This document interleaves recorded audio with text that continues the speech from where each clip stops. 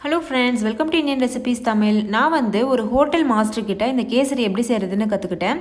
இது பெர்ஃபெக்டான கேசரியாக இருக்கும். நான் சொல்கிற அளவுகளோட அப்படியே பதம் மாறாமல் பண்ணுங்கள். நீங்களும் ஹோட்டலில் கிடைக்கக்கூடிய அளவுக்கு ரொம்பவே சுவையான கேசரி பண்ணலாம். அதுக்கு ஃபஸ்ட்டு நம்ம ரவையை வறுத்துக்கிறணும். நான் ஒரு கடாயில் 1 கப் அளவு ரவையை சேர்த்து நல்லா வறுத்துட்ருக்கேன். லோ ஃப்ளேமில் வச்சுட்டு இந்த ரவையுடைய வாசனை வர்றது வரைக்கும் நல்லா வறுத்துக்கிறணும். வறுத்துட்டு அதை தனியாக ஒரு பிளேட்டில் ட்ரான்ஸ்ஃபர் பண்ணி வச்சுக்கோங்க. அதுக்கப்புறமா அதே கடாயில் நம்ம 2 ஸ்பூன் அளவு நெய் சேர்த்துக்கிறணும். நெய் சூடானதும் அது கூட 1 கைப்பிடி அளவு முந்திரி சேர்த்து வறுத்துக்கணும். அது கூடவே 1 கைப்பிடி அளவு கிஸ்மிஸ் பழம் சேர்த்துக்கோங்க. ரொம்பவே சுவையாக இருக்கும். நான் இன்றைக்கி கருப்பு கிஸ்மிஸ் எடுத்துருக்கிறேன். இது ரொம்ப சத்தும் கூட. இது நல்லா இந்த கிஸ்மிஸ் பலூன் மாதிரி பொங்கி வரது வரைக்கும் பாருங்கள். இந்த மாதிரி பொங்கி வந்துருச்சுல, இது வரைக்கும் நம்ம வறுத்துக்கிறணும்.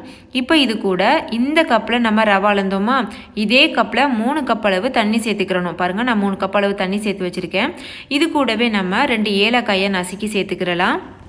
அடுத்தது ஒரு 1/4 ஸ்பூன் அளவு எல்லோ ஃபுட் கலர் நான் சேர்க்குறேன். உங்களுக்கு பிடிச்சமான கலர் நீங்கள் சேர்த்துக்கிறலாம். அடுத்து இது கூட ஒரு 1/4 கப் அளவு எண்ணெய் சேர்த்துக்கோங்க. அந்த மாஸ்டர் சொன்னது என்ன அப்படின்னா, எண்ணெய் சேர்த்திங்கன்னா தான் அந்த கேசரி எப்பொழுதுமே சாஃப்டாகவே இருக்கும்.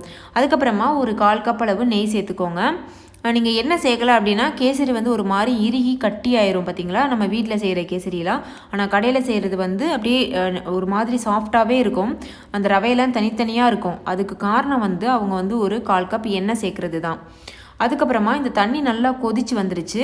இந்த சமயத்தில் நம்ம வறுத்து வச்சுருக்க ரவையை கொஞ்சம் கொஞ்சமாக சேர்த்து நல்லா அந்த மாதிரி கலந்துக்கோங்க. இந்த மாதிரி சைட் பை சைடாக நம்ம சேர்த்து கலர்றதுனால கட்டிகள் விழாமல் தவிர்க்கலாம். இப்போ நல்லா கலந்ததுக்கப்புறமா மூடி போட்டு ஒரு 2 நிமிஷம் வேக வைங்க. நல்லா வெந்ததுக்கப்புறமா இதை ஓப்பன் பண்ணலாம். இப்போ இதில் சர்க்கரை சேர்த்துடலாம். 1/2 கப் அளவு சர்க்கரை சேர்த்துக்கோங்க. நம்ம எந்த கப்பில் ரவை அளந்தமோ அதே கப்பில் நீங்கள் சர்க்கரை சேர்த்துக்கிறணும். சேர்த்துட்டு நல்லா கலந்துக்கோங்க. சர்க்கரை சேர்த்து கலரும் போது கொஞ்சம் தண்ணி விட்ட மாதிரி இருக்கும். அதுக்காக நம்ம பயப்பட தேவையில்லை. அது டக்குன்னு இறுகிரும். சர்க்கரை நல்லா கரைஞ்சதுக்கப்புறமா நீங்கள் ஸ்டவ்வை ஆஃப் பண்ணிடலாம். ஸ்டவ் ஆஃப் பண்ணிவிட்டு ஒரு 10 நிமிஷம் அப்படியே விட்டுருங்க. தானாகவே கொஞ்சம் போல் இறுகிக்கிறோம். அதுக்கப்புறம் நீங்கள் சர்வ் பண்ணலாம். கடைசியாக அந்த மீத இருக்க நெய்யையும் நான் சேர்த்துறேன். சேர்த்துட்டு நான் சர்வ் பண்ண போகிறேன். இதே அளவுகளோட நீங்களும் ட்ரை பண்ணுங்கள். உங்களுக்கும் பெர்ஃபெக்டான கேசரி கிடைக்கும். தேங்க்யூ, பாய்.